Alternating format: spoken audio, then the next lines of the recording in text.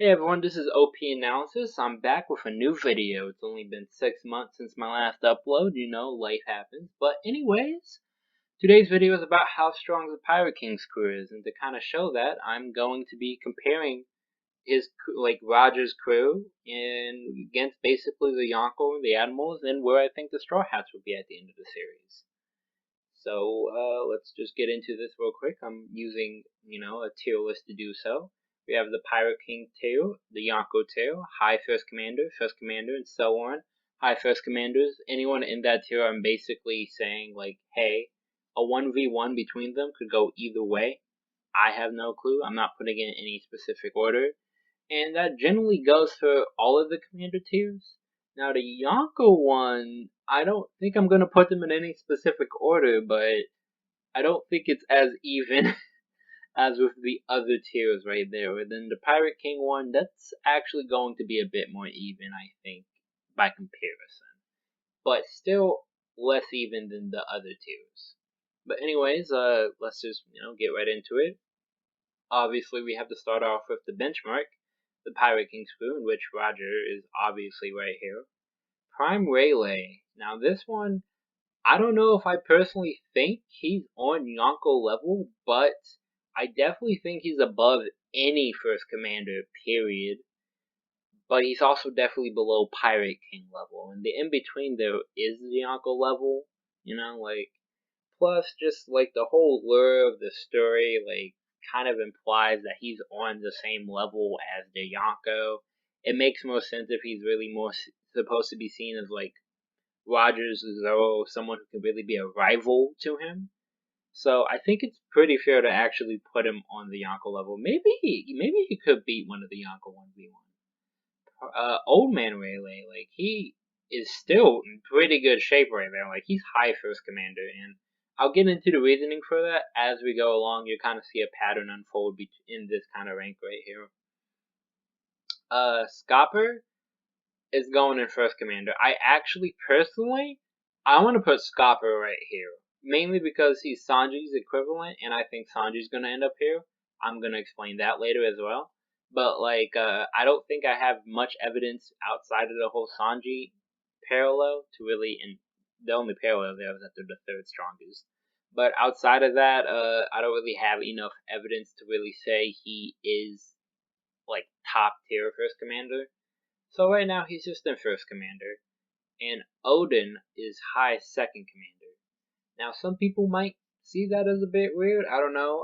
I've had this thought for a while, mainly because, I kind of, saw Odin as a bit weaker than everyone else was seeing him before, I think it was, maybe episode 952 or something came out. Whichever episode in which the Roger Pirates fought against the Whitebeard Pirates, a lot of people thought up until then that, Odin would be fighting Rayleigh, but he turned out to be, stalemating Scopper. And, that's kind of how I pictured it. I kind of pictured as Scopper and him being super close in strength, but Scopper just being a little bit above him. So actually, First Commander might be pretty fair, all considering, for, Scopper. But, I don't know. I think he could possibly be high First Commander. And, Odin, as for him, I think the anime has helped kind of prove my point. But I do think he's a lot weaker than people initially thought. I don't think he was ever Yonko level. Even when he died, I don't think he was. Even against Kaido, he only managed to cut him right before the battle ended. And if you're a manga reader, so did another character just manage to cut him in pretty much the same kind of way. And the thing was, Odin cut the dragon form of Kaido. It wasn't even the hybrid version. The animal form is typically the weakest form of his own Devil Fruit user. So I don't think it's fair to say he's on Yonko level at all. And I think why he's stronger than high Second Commander when he cut Kaido like that, when he was on the Pirate King's crew, I think he was high Second Commander for Yonko. And that's also, just so you guys know, what this is basically these are all based off of, what I how I view a regular Yonko crew. It's Second Commander, high Second Commanders, across the Yonko. And then the Pirate King, him and his crewmates are just kind of gonna fit into those. And so are the Admirals. Anyways, moving on. We have Prime Whitebeard, who is definitely on Pirate King level. Anything else is blasphemous. I don't think he's stronger than Roger. I think they're pretty much even. In Roger would win in a fight, just like inch it out a bit. Don't argue with me, argue with the wall. Old Whitebeard, I think I'm putting him in Yonko tier. I don't think he could necessarily have beaten any of the Yonko before he died, but I don't think that's for a lack of power, but more so a lack of durability. He did clash with Shanks in that, like, to me, that's pretty evident of the fact that he could put out the power needed to be a Yonko. I just don't think he had the necessary durability to really fight 1v1 and, like, pull out the W, you know? Mirko is going straight up in that high first commander. This is gonna be a pattern with just his commanders, because if you don't think Whitebeard's commanders are like top of the line, I don't know what you've been reading, because his crew was able to fight against Roger's crew for a reason. Just take out Ace and put in Odin, and like I think Odin and Ace were on the same level. I'll explain that in a bit, but like I think it's pretty obvious he had to have top of the line, like the best crew a Yonko could have in order for him to fight the Pirate King's crew. Because like Roger definitely had the better crew. Like no one on Whitebeard's crew is effing with Prime Waylay. I'm sorry, like this is not happening. And like they still fought nonetheless for like 3 days, pretty dead even. So like I think it's fair to say, well, I'm saying like a lot. It's fair to say that Mirko is at least like top of the line first commander to be able to fight against Rayleigh that long, or assumingly Rayleigh that long. And yeah, he like even look at Whitebeard's crew when they came in, they were like the Yonko to beat. Kaido wants to beat Whitebeard. Big Mom wants to beat Whitebeard. They want to surpass him. Like he is the Yonko to beat. So yeah, I think he has top of the line crewmates. Like they're made of that A1 stuff, that A1 grade material. So like Ace, yeah, Ace is going right here with Kozuki Odin. A lot of people don't think Ace was the third strongest in Whitebeard's crew. You're wrong. If you go back, read Marineford, you have people, the standouts are obviously Whitebeard, who is obviously the strongest, Mirko, second strongest, and then you have Ace, Jozu, and Vista. Vista doesn't actually, like, his best feat is against Mihawk, but if you look at that, Mihawk wasn't even actually watching. Like, he was watching Luffy as they fought. I think it's fair to say he wasn't taking that very serious, or neither was he really trying that hard. Not to say that Vista isn't strong, but I don't think he's on the same level. I really don't. On the other hand, Ace had a clash with Aokiji, and the only point to that panel existing would really be to indicate that Ace is on that same kind of level. And Jozu had a clash, was fighting Aokiji, I should say, but I think Aokiji's a bit above Jozu in strength, I think Aokiji ended up fighting Jozu because Ace wasn't there to fight him, but so I think Ace is pretty much even to Aokiji in strength. A lot of people are gonna like it when I put Aokiji later, but and I think he's even to Kozuki Odin. I think it's a pretty good system there. I think they're pretty evenly matched, just based on how the story kind of fits in my head, which is obviously my own head canon, but whatever. So Jozu, obviously high third commander, just in line with Whitebeard's crew. They were the top of the line. Whitebeard was the top of the line Yonko, who was really Pirate King level. He had the top of the line Yonko crew. That's the reason why he wasn't Pirate King overall in terms of strength. Is like well, not like 1v1, but like his crew. They weren't fully on the Pirate King level. They were at the crest of like what they were just at the bottom of the mountain that was Pirate King. But the top of the mountain for Yonkos. Big Mom, obviously Yonko level. This might be a bit controversial, but Katakuri is just first commander, not high first commander. He is extremely competent. He's extremely cool. He has that whole feature site. I don't think we have enough feats to really say he's gonna be on that same level as Old Rayleigh and Marco. I'm sorry, Katakuri fans. I am a Katakuri fan, but I simply don't think that he is just that top of the line first commander stuff right there. I think he's as competent as any of them. I just don't think he's really that high up. I don't think that he'd be considered for a Yonko position the same way Marco was, or have the lure of being around Yonko level the same way Rayleigh does. Smoothie is literally only here because of her ranking in Big Mom's crew. She has no feats to really put her there. Katakuri pretty much is gonna be in line with the rest of his crewmates, just in his tier, but not really stand out. Kaido, should I? No, I'm not. Kaido's not Pirate King level. It's obvious he puts Roger and Whitebeard above him. I think he's just the top line of what a Yonko can produce. And I think his crew is actually lacking, because King is going in first commander, Queen second, Jack third. I don't think any of them are going to be top of the line in terms of like their actual strength levels. I think they're all down here at the just regular, okay? Now Shanks. Shanks is either the most average Yonko in terms of strength, or he is the strongest. I don't think there's an in-between possibility for him. So he's obviously up here in Yonko level. Now you might be wondering why I have Mihawk here instead of Ben Beckman up next. The reasoning for that is simple. I'm gonna put out a video on this, but I really think that Mihawk is the missing Zoro to Shanks' crew. Like, I just think that's the reality. I think that if Shanks had an and Mihawk, he'd be the Pirate King.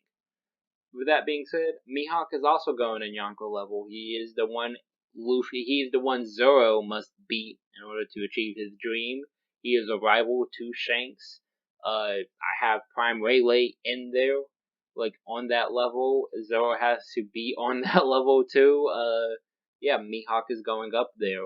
If people really think Mihawk's only as strong as Vista, I'm sorry that you're wrong. But yeah, Ben Beckman is up here. Well, almost to the point where I'm going to explain this. Moving along though, assuming Lucky Root is the next strongest, he is high second commander.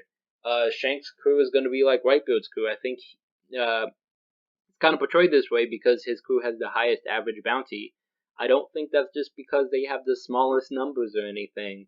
I think they are also just the better crew. I think they are top of the line Yonko crew, I think they're part of the same stuff. I think Shanks is like the Yonko.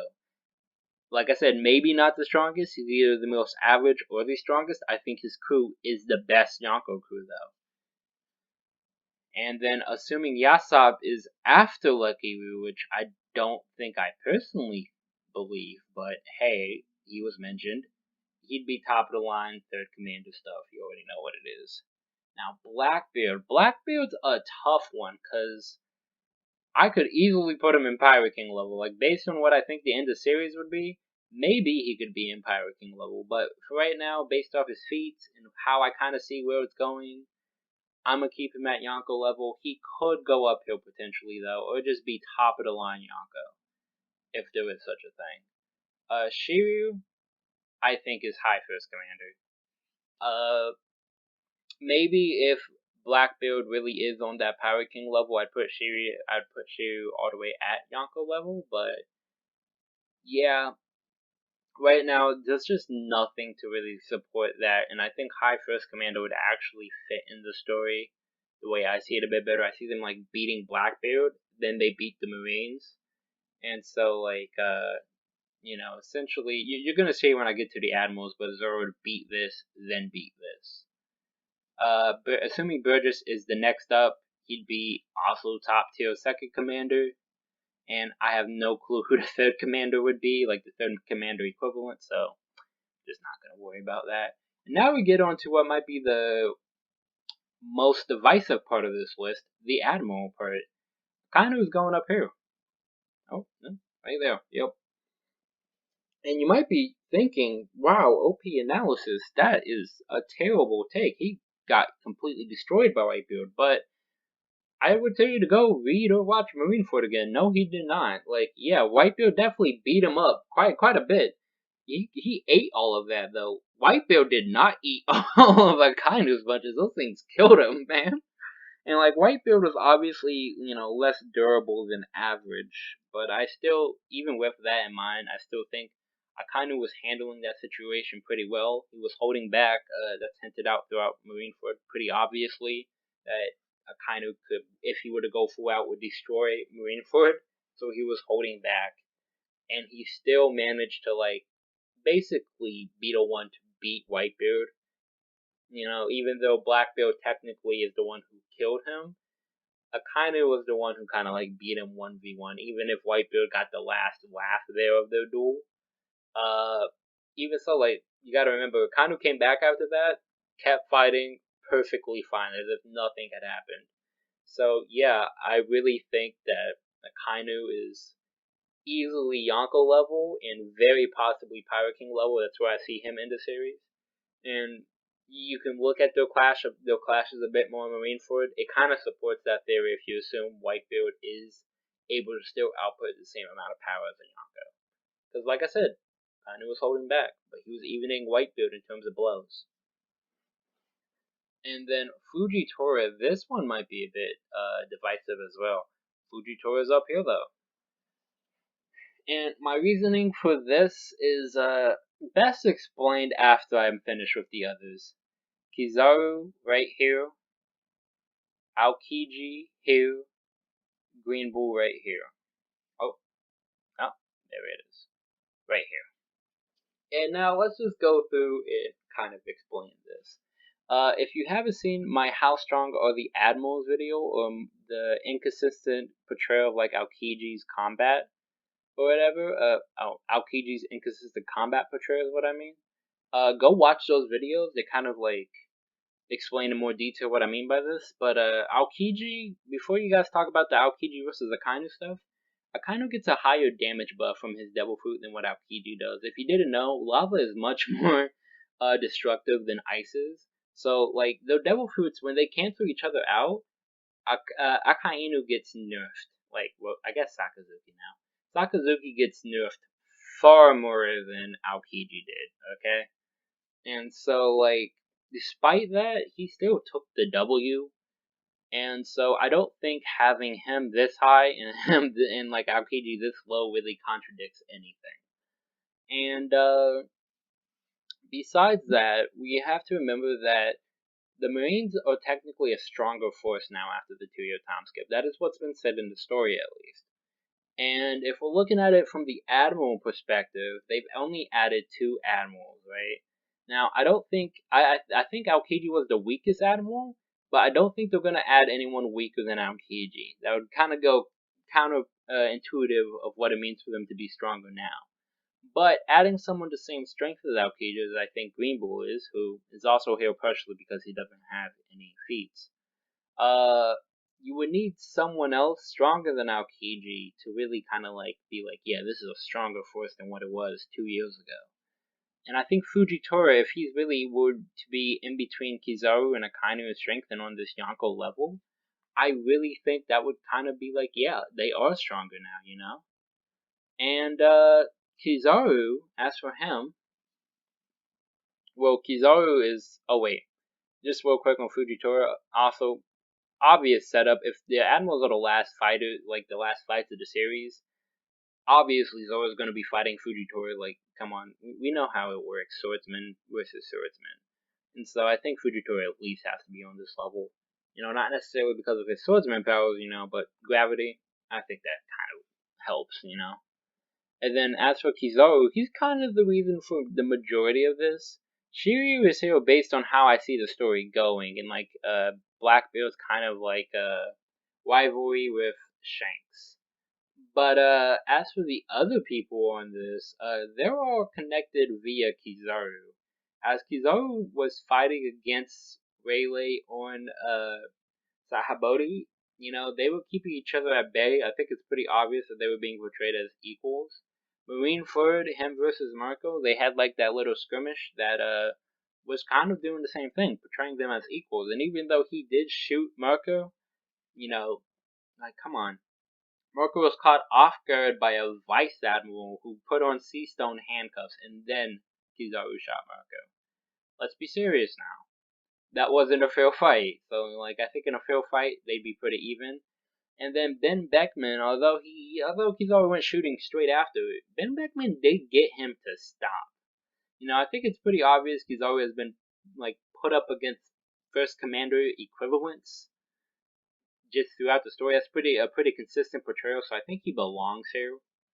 And he kind of just holds this whole group together. And then as for the Straw Hats, Luffy in the series obviously up here. Zoro's obviously gonna be up here. Sanji's gonna be right here. And Jinbei's gonna be right here. Now, like I said earlier, I think Scopper could actually be High First Commander. And part of the reason is because of his parallel to Sanji. Obviously, they're the third strongest fighters of their respective crews.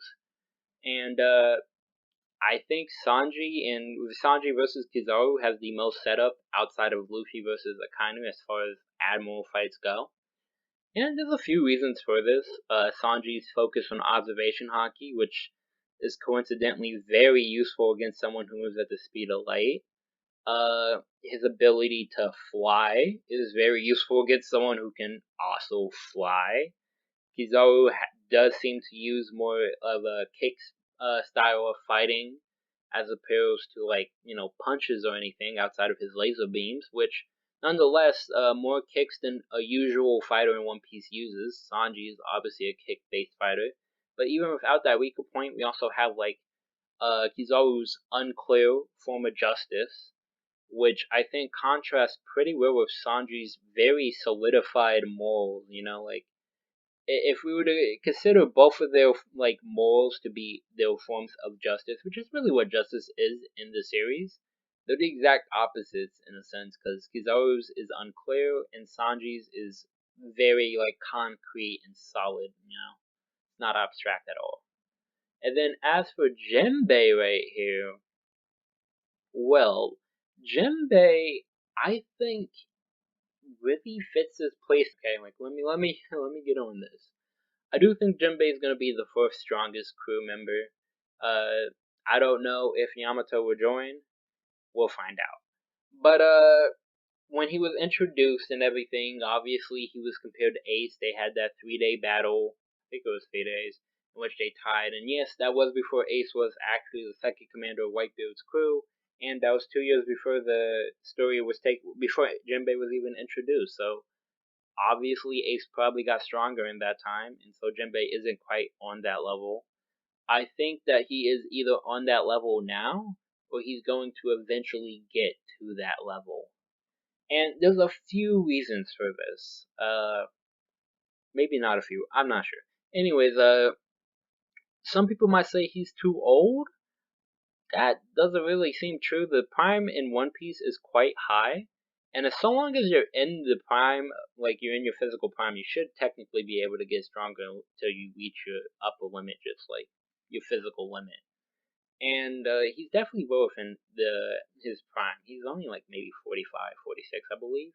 Plus, Kizaru was actually, I believe, older than Jinbei is currently when he was a vice admiral, and he's currently an admiral. And, like, the assumption there would be that Kizaru got stronger. Technically, that doesn't need to be true, but that's the assumption you tend to make. So I think it's fair to say that Jinbei could get stronger. Plus, there's just, like, some unique comparisons, I think. Like, you have Kozuki Oden, who has the whole moon. Jinbei's the sun. You have, like, Oden was someone who should have been a captain. But ended up always being a subordinate. Jinbei is someone who should have always been a subordinate, but was forced into that captain role.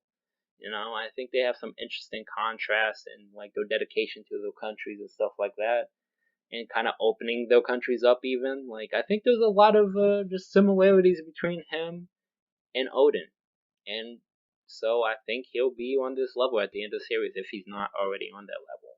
Another reason why Jinbei is kind of, like, up here is because I think, like, part of the reason why Jinbei had to wait so long to join the crew is because Luffy at the beginning of the time skip was not strong enough.